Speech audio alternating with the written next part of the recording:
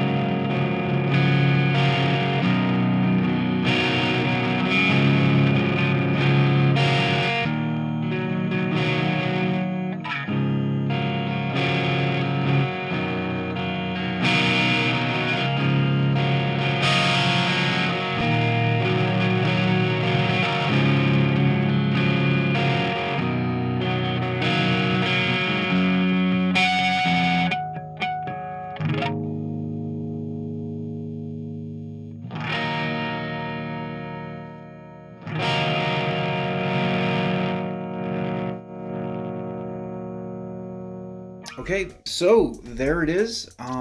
So just my thoughts on it. I am actually very surprised. I thought that putting the 500K pot in the guitar would actually make it maybe more brittle or something, as more of the signal should be coming through. But what I noticed is actually the opposite. When I had the 250K pot in there, the tone was muddy and a lot of like a brittle high end came through.